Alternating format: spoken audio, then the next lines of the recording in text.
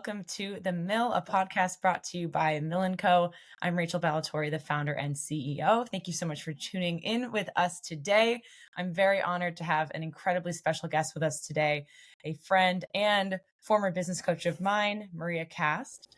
Maria's pronouns are she, her, and hers. She's a 3 times business owner and small business coach who's been helping solopreneurs and CEOs with a team consistently grow their businesses since 2010. She is empathetic, emotionally intelligent, a creative problem solver, an experienced business coach and owner. In 2019, she developed her core proprietary process that teaches an intuitive yet structured approach for growing a business. This core process has provided multiple 6-figure results for both her and her clients. Maria elevates entrepreneurs to find, trust, and follow their inner coach so they creatively build their business with ease and in flow.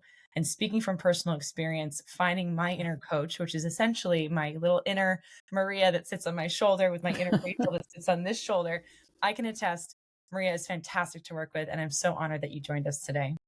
Glad to be here. So excited. I love connecting with you as much as I possibly can. So I'm really happy to be here and happy to provide some value to your audience. So thanks for asking.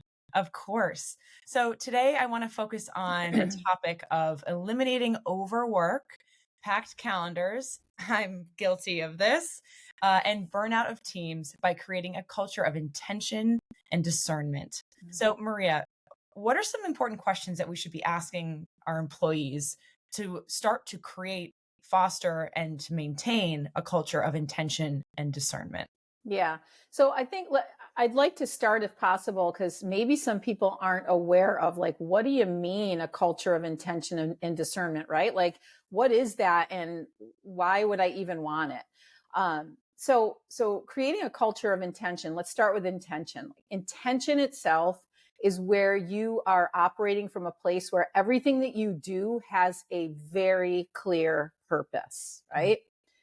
Discernment is being able to carry that out in a way where you are taking time to be sure that you're operating from this intentional place, and that whenever something is coming into your path and into your, an opportunity for you, that you're discerning, wait, does this fit or does it not fit for where I'm going? So why is that important?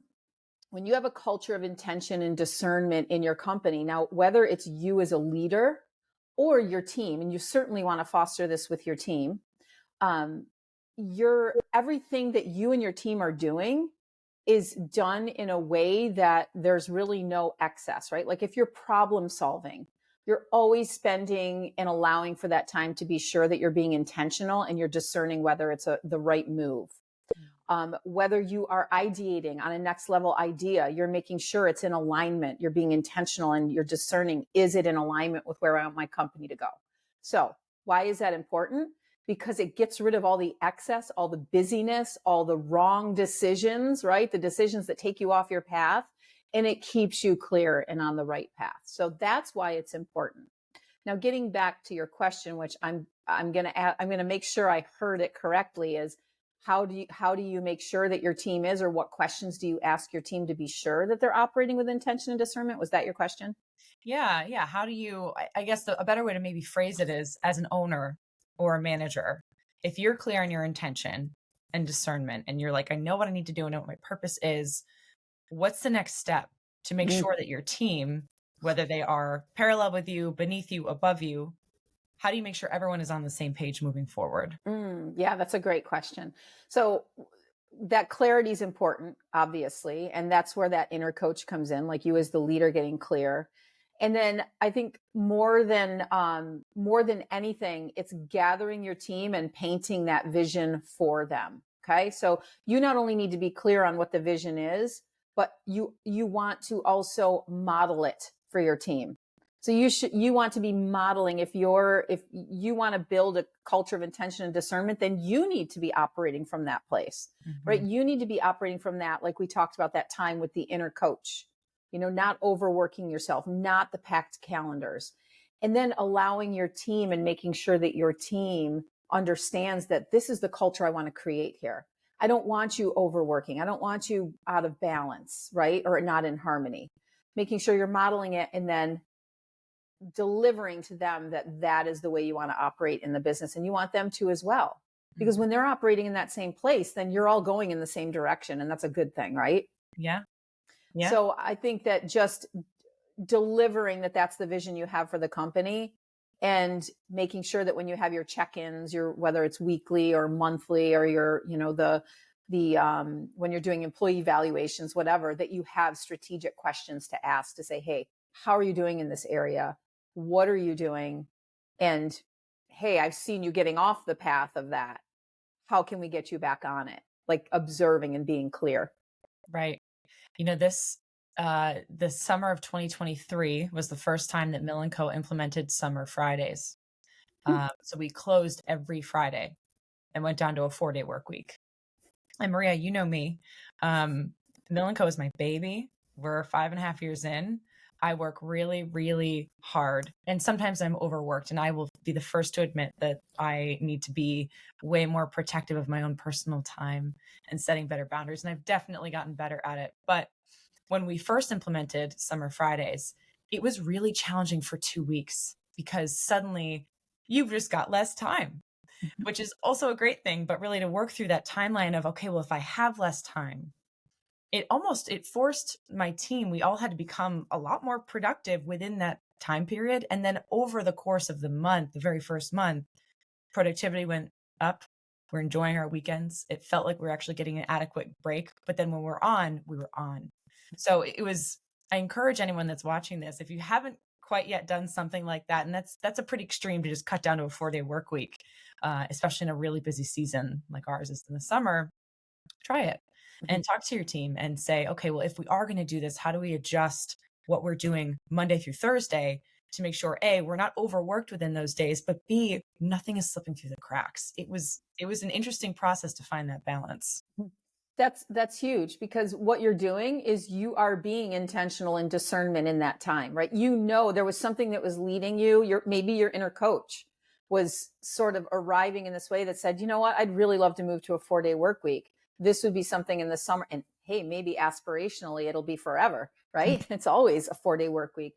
But Yeah. knowing that that's what you wanted, your inner coach maybe prompted you in that place, and then you're like, okay, we can do it. Now how do we get super intentional and discerning with our time Right. so that we're still operating at a capacity where we're winning, and we're still providing value, and we're following through on our commitments. Yeah. I love that. Yeah. And so did you do it as a team? I'm curious. Was it the whole team that came together and said, this is how we're going to make this happen? Kind of, yeah. We all kind of talked of like, okay, well, let's look at we really just broke it down pretty granularly. What are the clients that we have? What are the projects that they have? When do we have our weekly meetings with those clients? Well, how do we build timelines for project execution, even with our creatives, so that we're not putting ourselves with a due date of a Friday when we're not going to be in the office? How do we adjust our social media posting schedule so that we're not posting on Fridays? Maybe we post Thursday and Monday. Mhm. So for us, what worked was breaking it down on a client and project basis to set ourselves up for success, or have creatives deliver work to us on a Friday so that come Monday, it's already in our inbox. We Mm. don't have to look at it on a Friday. And then building in time to give ourselves Monday and maybe Tuesday to give feedback, make revisions, and then Wednesday or Thursday it goes back to the client. Mhm. So it took some work and finessing, but that was really where we started. Was at the end of the day, we know this is benefiting us. That's a no-brainer. Yeah. How do we then make sure that this is not hurting the company and it's not hurting our clients? How do we make sure they still feel that same level of support, attention, follow through, and value while we're taking care of our time? Yeah, yeah. So that's like your zone of genius is in that strategic piece. I love that. I need to just call that in, because you're a super. I've known you as being a super strategic person. You have an idea and a goal, and you get super strategic about how you're going to get to it, and that is really phenomenal. Like that's what helps you to have that success. So now I'm sure y'all are really intentional with your time when you're in those 4 days too. Like you're intentional with your calendar. Yeah. Oh, Yeah. and I think it's created an area for increased productivity Mm. by the sheer nature of having less time. And I say this a lot, and I've done a couple speaking engagements where I've gotten to share this line: poor planning perpetuates paralysis. So if I haven't planned in advance, and of course there's 50,000 things more than that that I can't control, but there are some things that I can kind of work through of like, here are some scenarios, at least for me as a leader, as a strategist, as a creative, that's really helpful. So I think for leaders also identifying, how do you work? Are you strategic? Are you visual? Are you just jump in and do it? Are you verbal? Do you want to talk it through with people? Lean into your strengths, work through that problem to your strengths, and then make sure you're getting the input from other people to make sure it works for those who are working with you and underneath Yeah. you. Yeah. Cool. Great. Yeah. So speaking of working a lot, how would you advise leaders when maybe they spot someone on their team, a colleague who might be overworking themselves, not setting good boundaries, even if it's not coming from the leader? It's just like, boy, you're going to burn out. How do you address that? Yeah. I think I would advise a leader, first of all, to be very observant of their people, to really have a pulse on their people and how they're operating. Too many times, even leaders get in the weeds, especially if you have a small business, right? You have a small team. It's like you're in the weeds with them. Really paying attention and being intentional with knowing how your people are operating. Just even paying attention to the nuances of how are they feeling? How are they showing up? What are they like in this meeting, right? Because we've got the virtual world too. Like how, just be present, right? Pay attention. Yeah. Then if you start to notice something as a leader and you're just like, something was off, she or he is off in that meeting. They are off in that feeling off in that meeting.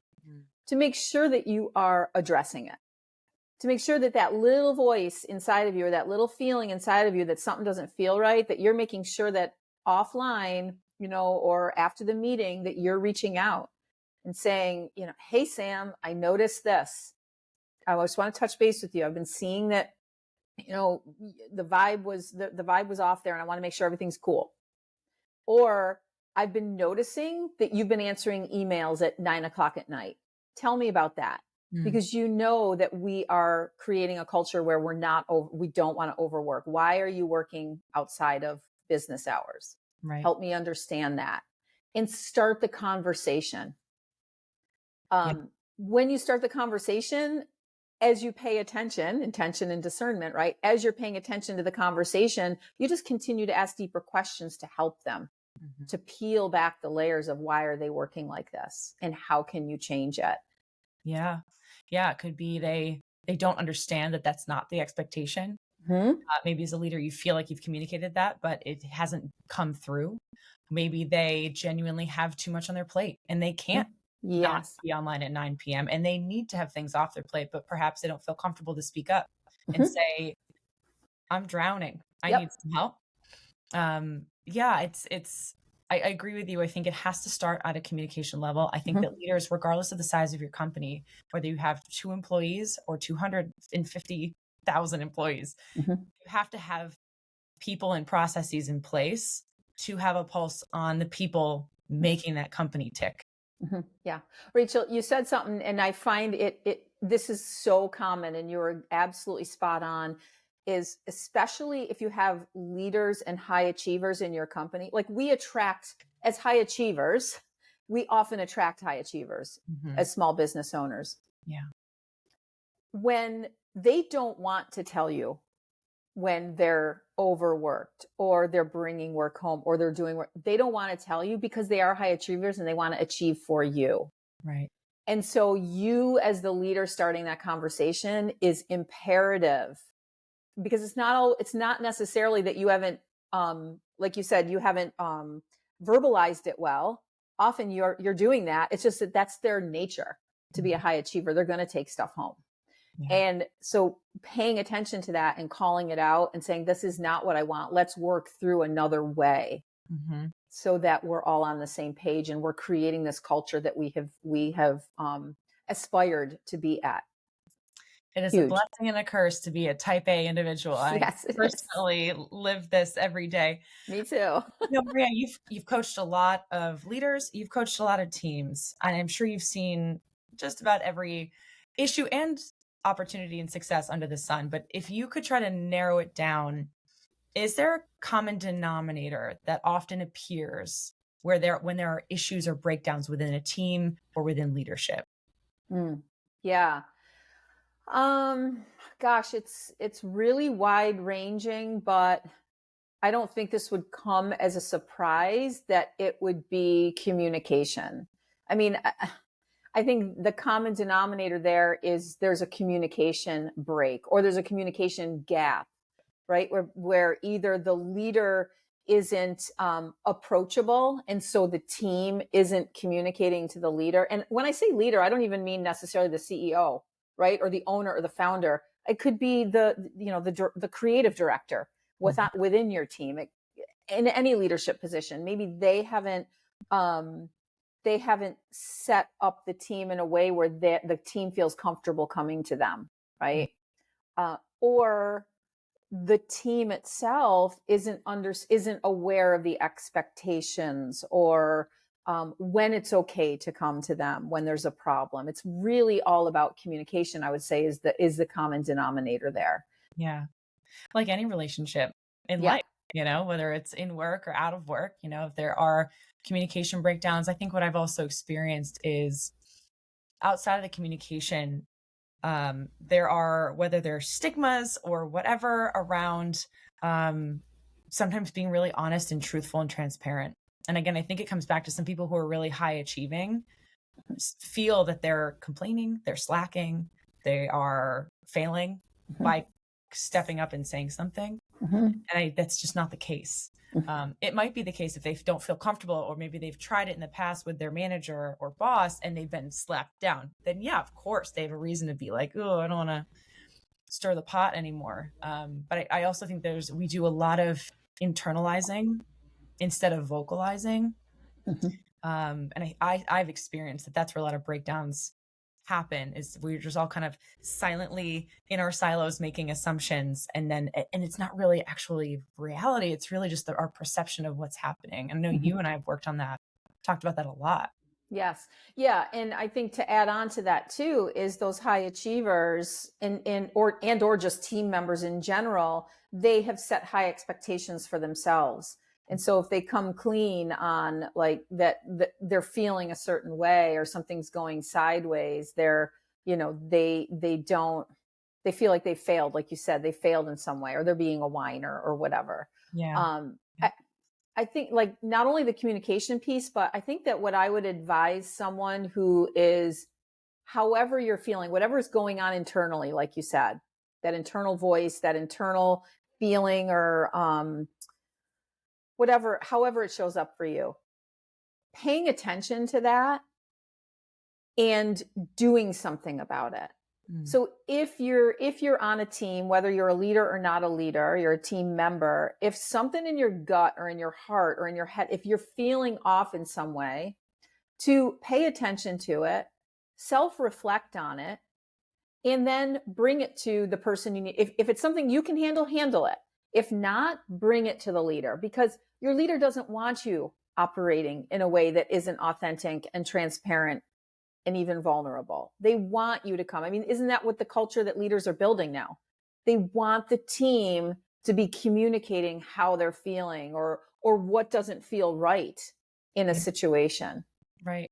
And taking ownership and pride in it, especially if you're in a small business, the employees are just as much an owner as the owner in some Oh, instances, yes. and I Yeah. think when things aren't taken full accountability for, we're not all bought in, is also where there's major breakdowns, because then it's like, oh well, I'm not a leader, I'm not a boss, I'm not there, I'm just here to do my Mm, thing and check out.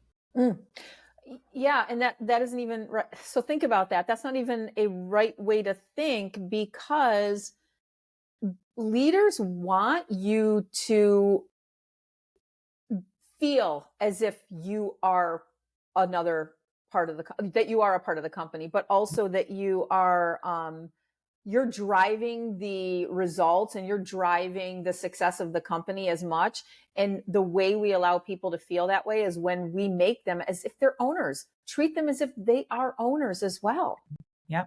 right? Like they're part of this team and it's way bigger. This vision that the leader has is way bigger than just the leader. So bringing everyone together as, listen, I want you to take ownership of your position Mhm. and of this company as well. And I think showing your team the role that they play on a bigger picture than just the day to day. I think sometimes when you get really busy, it's hard to take a pause and say, this is why we do it this way, not just talking about Mhm. what we're doing. And Mill and Co, we do our blueprint strategy. It's not what you do as a business, it's why you do it. It's why other people care. Mhm. And I think that's a really good way to lead is by showing people the impact, showing them the opportunity ahead of them. This is where I want to take you as an individual because here's how it impacts the company as a whole. Is a really strong way to also maintain things like retention, Mhm. happiness, growth, productivity, value to your clients, better client experience. Like there's a huge trickle down effect from that kind of buy-in or like, oh, I've got stake. I've got Mhm. stake in this. Mhm. Yeah. I read a statistic just yesterday and I'm going to get it. So I'm not an exact kind of person, but this is close, right? I'm kind of going to paraphrase it, but it was Yeah. something like companies that invest in the leadership, that whether it's coaching or professional development or whatever it is, leaders that and CEOs who allow their team to invest in that way and allow them to leadership development opportunities, they have 50% of those companies that invest in that way have higher revenues than companies who don't. Mhm.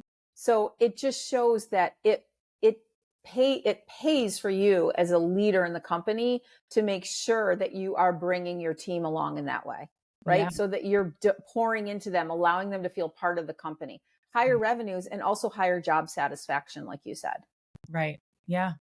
So I want to talk about the other side of that coin. Um, what would you say to leaders who have a team member or multiple members of their team that they feel like after repeated conversations, they're just not living up to expectations that have been set, or maybe they're making repeatable, very unavoidable errors? Talk me through what your process would be to say to that leader of like, here's how you manage through this. Mm-hmm. Yeah. Well, first of all, I would say pay attention to that gut feeling. You know, I'm all about the inner coach, right?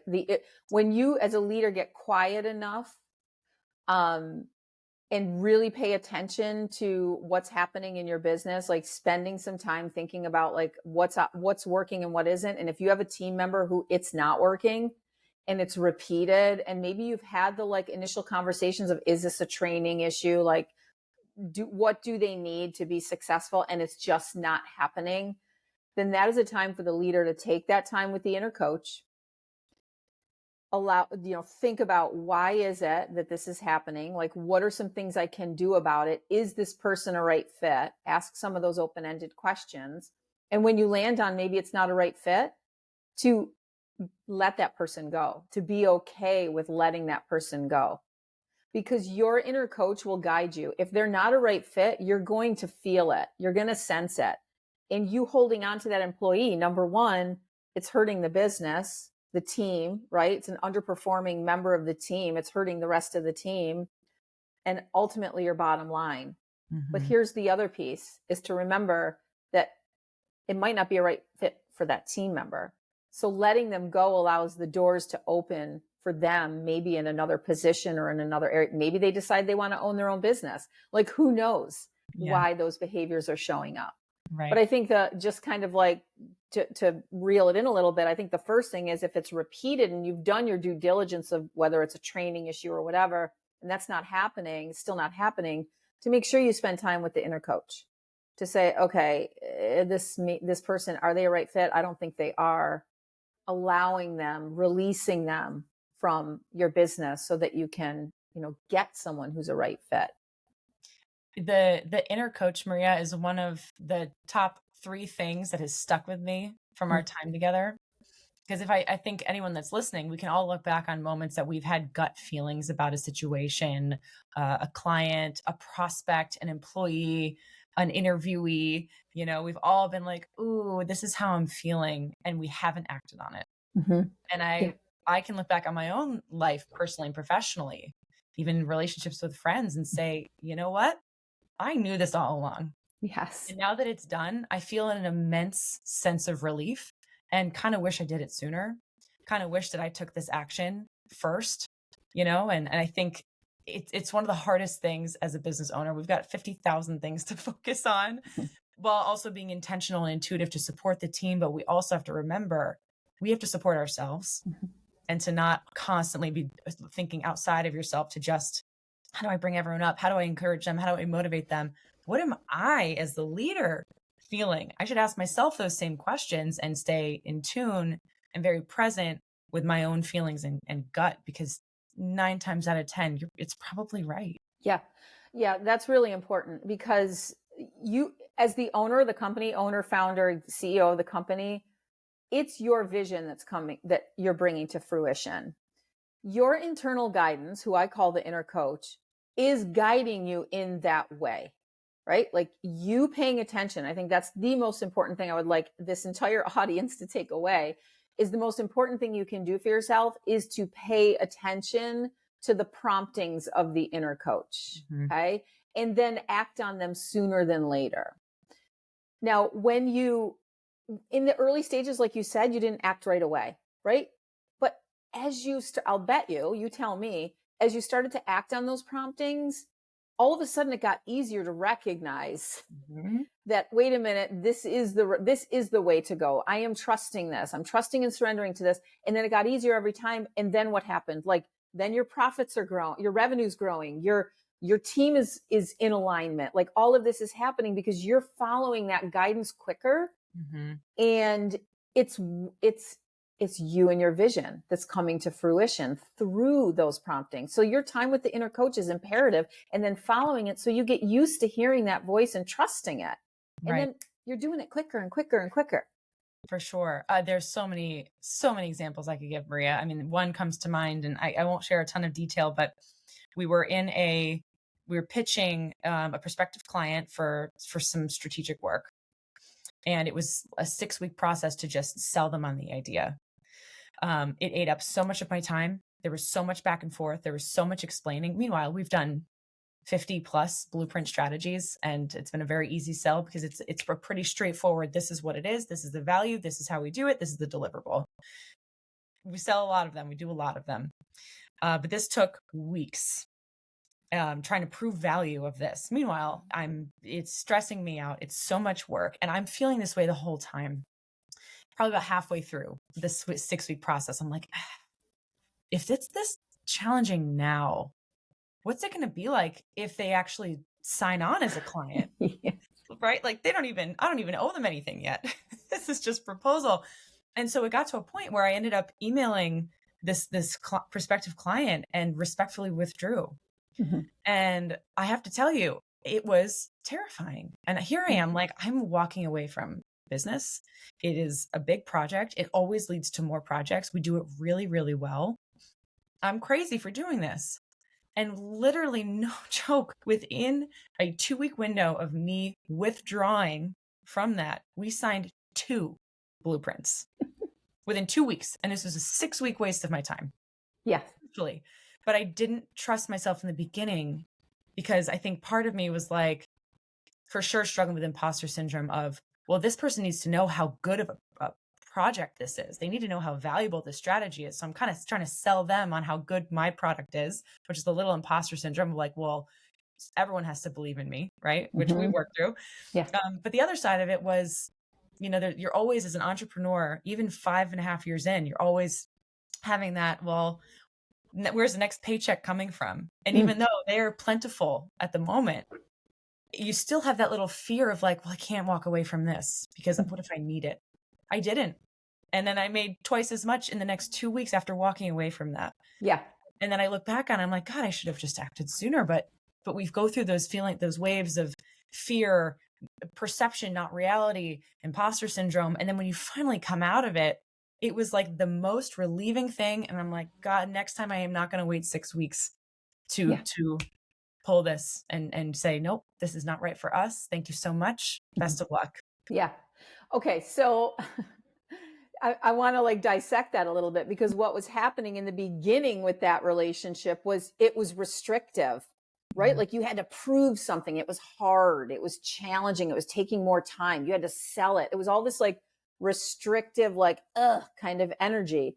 And as Mhm. soon as you were just like, wait a minute, like, this is too much. I need to let this Yeah. go. Sure, the Yeah. fears, all of that come up. Right. The key in that moment is to trust that inner prompting. Like when you're feeling restrictive in any way, and this, everyone needs to hear this. If you feel that restriction in that way and that ickiness, pay attention to it. Open up to, wait, what do I need to do? Is this a right fit for me? And then what happened is once you trusted it and you did it, you released and you opened up that flow, Mhm. which is, kind of going back to what I do. I teach you how to build your business in flow. And the one of those ways is this. Yeah. You open up the flow, and then what happens? The resources, the clients, they come to you with ease because you let go of that which was so restrictive. Mhm.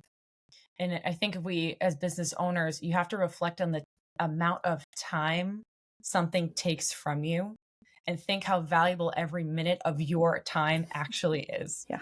And if you calculate that on even a financial level, a mental and emotional level, it is just not worth it. There is Mhm. no ROI for that. Mhm. So that was a really big learning for me. But I too, I'm 5.5 years into entrepreneurship. I still struggle with it.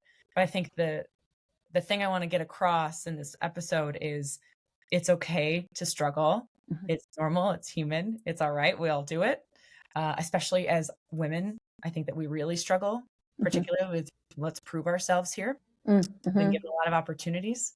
Um, but trust yourself, lean in, and then celebrate the fact that you removed yourself from that situation. Mhm. But for me, I don't really look at it as what a waste of 6 weeks, even though it was. I look at it as I got out of that. I did that. I did this for my business, and it was hugely profitable Yeah. from that moment on. Yes. And so that the key in that was you used it, and this goes back to that proprietary process. My process that I created is you use the number one, the first module, the first block in that is using your current circumstances as an opportunity for growth. So what you just reflected back to me is you looked at that opportunity, or that, that restriction. You used that current circumstance of like, this sucks, I don't want to be in it, and you used it as an opportunity to grow. Mhm. And you're looking back on it, it's like, oh, I evolved through that experience. Like, I don't need to beat myself up about it. I evolved through it. And so Mhm. whenever you've got those challenging experiences, to remember that, to be like, wait a minute, how can I grow and evolve through this challenging experience, whether it's life experience or business, Yeah. right? Whether you're a female business owner and it's like you're putting yourself to this high standard and you're pressing through and you're doing, if it's not feeling right, pay attention and say, wait a minute, I need to grow through this. What can I do to grow through this situation? Yeah. That's what, honestly, in my opinion, the best part of growing a business is who you become in the process of building that business. That is the key. It's not about the money. It's not about anything, but like who you become. Yeah. I could not agree with you more. I love that. I love that mentality. I really love and have been trying to encourage myself to have a really positive, in control mentality about business. Mhm. It's not out of my control. I'm all over the things I can control, and I'm really optimistic about the things I can't, Mhm. and that's what helps push me forward. But I want to talk about your core four process now that you gave away Ooh. one of the elements. So your core four process includes current circumstances, Yep. observe self, Mhm. relentless focus, love that Mhm. word, and embrace trust. Yeah. Talk me through this process, how you developed it, why you developed it, and Mm. how you implement it for leaders. Yeah. So how I developed it was through my own journey of starting and growing three different companies. So it was my own experience, but also my experience with the people, the executives, and emerging leaders who I was coaching. Mm. So that's kind of what came out of it, and time with my inner coach. It was kind of like I'm seeing this pattern, and I'm seeing this way that I help my clients. What does it look like? What is it? There's a methodology to it. There's a system to it. Um, and that inner coach time is what honestly brought about the actual verbiage for it. It was like, oh my gosh, this is what it is. But the first one is, and by the way, this is not a linear process, right? If you see the image of it, it's a circle. and its current circumstances as your opportunity for growth. So always remembering that whatever circumstance you're in as a business owner or in life, and I'll just say, like, as a business owner, it could be, that you have to problem solve an issue with a team member, or that your revenues are down and you have to grow revenue. Like, whatever it is, it's the current circumstance or the results you have in your business right now, and seeing it as an opportunity for growth. So looking at it as, how can I learn, grow, and evolve through this circumstance? The circumstance that I'm in is not outside of me. It's not anyone else's fault, right? No blame game here. Personal responsibility. How do I now evolve and grow myself and my business through that circumstance? That's number one. There's a whole lot that goes into that, but that's basically it. Yeah. Observe self to maximize growth is the second piece of it. And that is, like, too many people in business especially they're not paying attention. They're like striving and struggling and hustling and going and going. And I mean, when I met you, that's kind of like where you were at. You were at that stage. And I'm like, hold on, slow down, start to observe yourself, your team members, much of like what I talked about before. How are you operating? How can you do differently? What can you do differently? How can you pay attention to your team and notice the nuances of what you need to handle with your team? Like, really observing self so that you're maximizing your growth. You're not just like blindly going through your day in all situations. Relentless focus. That's where I start to bring in, it's like the current circumstances of the observed self is more like, I would almost call, like, the feminine energy, right? More of maybe that woo, or, for lack of a better term, it's more of that introspection piece. Then with relentless focus, we get into the real, like, okay, now we're in the masculine energy of the doing, right? Now it's like, how do you set your calendar to reflect how you want to grow your business and what you want to do in your business? How do you make sure you're really protecting your time and not allowing people or experiences or things into your life that aren't going to help you to move forward in where you want to go? Like, real relentless focus on your goal and how you need to operate through that, and strategize, right? 90-day strategies, the whole bit. And then the last one, trust and surrender, is just a lot of what we already talked about. Just really trusting and surrendering that this is a process. Like, the fact that of growing a business or evolving through your business, it's a process that you can trust. Trust the journey, trust where you are right now, that it's going to be okay.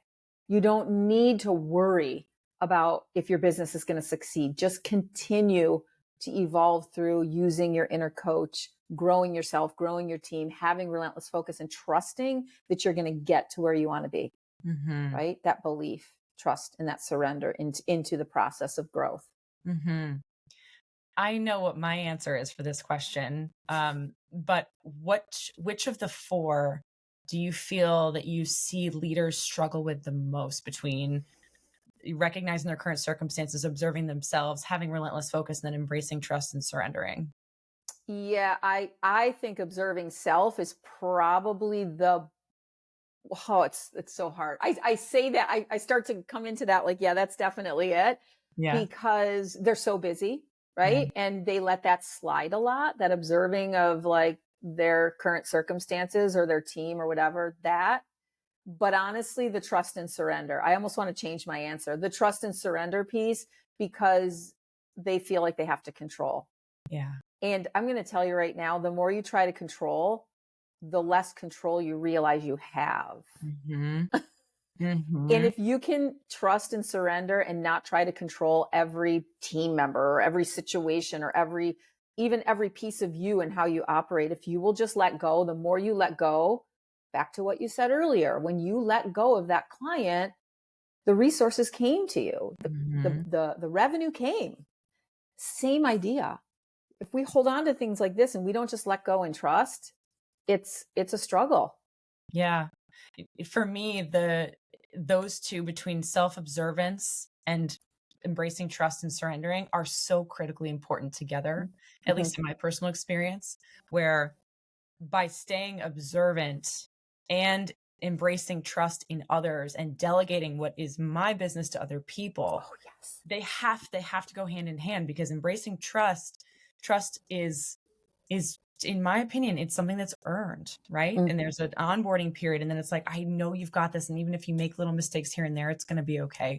Then when those repeated mistakes start to get bigger, faster, longer, and more irreversible, that's where I think the self-observance has to come back into play. And I have to be like, okay, wait, let me check back in. Is this the right vision for my company? And getting into relentless focus. They're so beautifully laid out, Mhm. Maria. I love that you've identified these 4 categories, Mhm. because it is this constant cyclical process that you Mhm. have to go through all 4, Mhm. but you want to kind of have all 4 firing at an optimal rate, Yeah. to benefit the others. So it's just, I really love how you have all this laid out. And Yeah. to me, those are probably my 2 biggest that I work on mostly. I feel very relentlessly focused on what I Mhm. need to do. I definitely recognize all the circumstances that I am in and that I create for myself, against myself, Mhm. benefit or detriment of myself.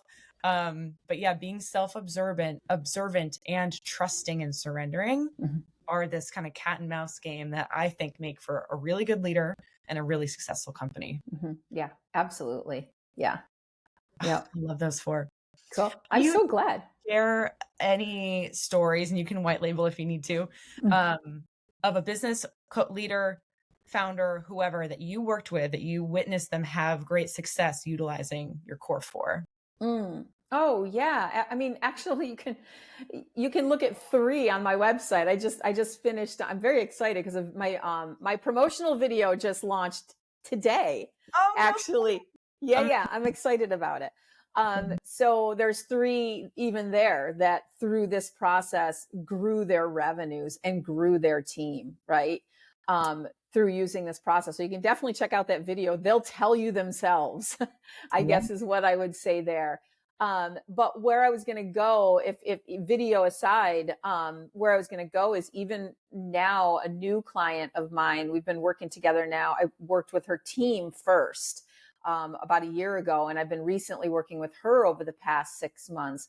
And just to watch her go through the process, and what I see happening is as she's walking through this process, she's getting rid of people that aren't in alignment with the business anymore, right? Like she has Mhm, a vision and she's starting to feel confident that it's okay to let people go that mhm, don't fit the vision or who aren't on board with the vision. Whereas before mhm, she was trying so hard to like keep them because she cared about them, train them, do more, give them more.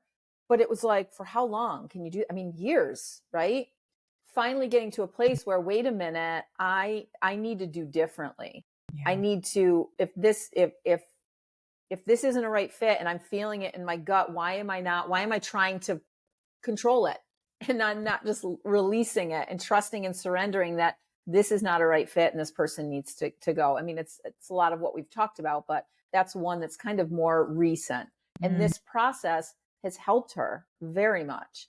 And then what happens is when you get people who are in alignment with your vision. So now how, because it's important to talk in revenues, when you get people who are in alignment with your vision, you're able to, as a leader, you're able to focus on that which is going to move the business forward mhm, rather than all the muck over here that you're dealing with the day to day. Because let's be real, even if you say, oh, but it's not a lot of time I'm doing this over here, the reality is it's taking you off the ball of where you should be focusing to grow your business. When you can trust that this group over here has your vision intact and is operating from that place, you're free to like really lean into growing that business. So it affects your revenues. Obviously, it grows your revenues. mhm. Yeah, I couldn't feel that story more. And I think the biggest piece is, again, especially as women, especially as entrepreneurs, um, where we tend to be very empathetic, highly emotionally intelligent, and care about everyone around us, Yeah. sometimes more than ourselves. And therefore, sometimes we don't make decisions as quickly as we should because of those elements. Mhm. It's one of the greatest attributes you can have, and one of also the heaviest weights you can have strapped to your ankle, Mhm. pulling you down underwater. And so by finding the right balance there and staying true to yourself, true to your business, true to your vision and values, it will guide you in the right direction. It doesn't mean it's not going to be uncomfortable. It Mhm. doesn't mean you may not have a good little cry about it later and want to follow up with that person, make sure they're okay. But at the end of the day, if it is not in line with your vision and it's hurting your ability to grow and your team's ability to function, the writing is kind of on the wall. Mhm. And so I'm glad to hear that she's getting to that point, because it sounds like if she's got a bunch of employees, she's clearly grown something exciting. So Mhm. I'm so happy that she gets to work with you through this. Yeah, thank you. I just want to like kind of anchor also what you said is the other piece of it, even for the business, right? When you let them go, if they need to go, it's actually good for them too. Because if it's not working, there's a good chance, and this happens more often than not, where you meet with that person and even they realize, like, oh my gosh, thank Yeah, goodness, this is because not this for just me. wasn't a right fit for me. You're Mhm. holding them back. If you're trying to like make them something or get them to a place where they're operating the way you want them to, um, it might not be a right fit for them either. Something on the other side of that door is waiting for them that is even better for them. Yep. So to really understand that, like if it's not, and that goes back to the current circumstances, if the current circumstances, this isn't working, then you got to pay attention to that and do something about it and trust that it's there for a reason and to grow through it. Yeah, I love that perspective. And again, I think it's hard for one party or the other sometimes to speak up. So you want to hope that someone is at that stage of like, I recognize the circumstances, I've observed myself, I'm focused on what I want, and now I'm going to trust that I'm going to take action and it's going to Mhm. work out for me. Yeah, for Just sure. using your core 4 back to I love you. it. Well, everyone, thank you so much for tuning into The Mill. If you want to learn more about Maria Cast, she will be tagged in the copy of this post. Please check out her awesome new website. Check out the work that she Yeah, does. Please connect with her, reach out to her. She loves having conversations. I I do. cannot recommend working with Maria enough. She changed my business. Maria, I'm so honored that you came on to talk with me today. Thank you. I really am glad to see you and see your success and happy to be here too. Yeah. All right, everyone. Until next time, thank you. Yep.